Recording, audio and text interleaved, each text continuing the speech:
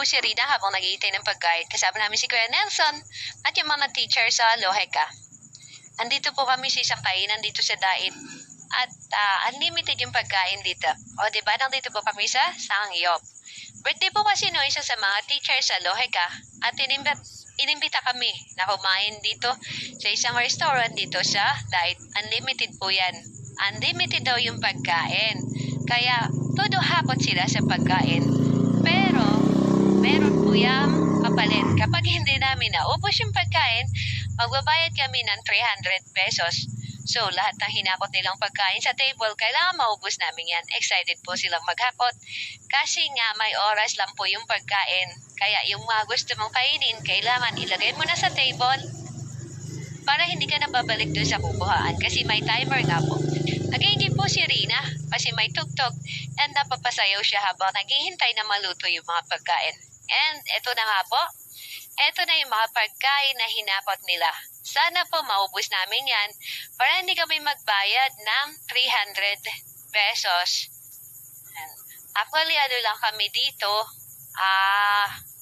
parang 5? O, 5, 6 lang.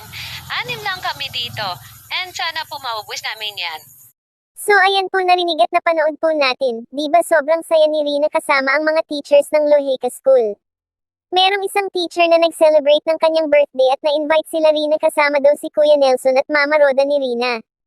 Alam naman natin na mahilig si Rina gumala at kumain sa labas kaya nag-enjoy siya at napapasayaw dahil merong tugtog sa restaurant na pinagkainan nila ng sangyapsal. Unlimited daw at kailangan lahat ng food na hinakot nila ay dapat ubusin nila. Dahil pag hindi inubos magbabayad sila ng 300 pesos, sa awa ng Diyos na ubos nila lahat at busog na busog silang lahat, konting tiis na lang gagaling na si Rina ng lubusan. Kaya maraming salamat Ate Roda at Kalingap Rab at sa lahat ng nagmamahal kay Rina at isa na ako dyan. Mapanood ang kabuoang video sa YouTube channel ni Ate Roda Mix Vlog, paki-subscribe naman po at ganun na rin sa aking channel. Salamat po and see you in my next video. God bless everyone.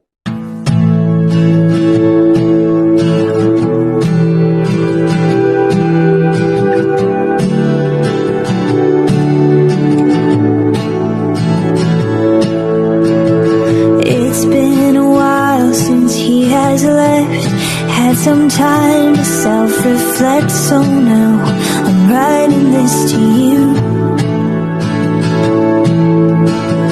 I'm really sorry in advance for every time I have to ask you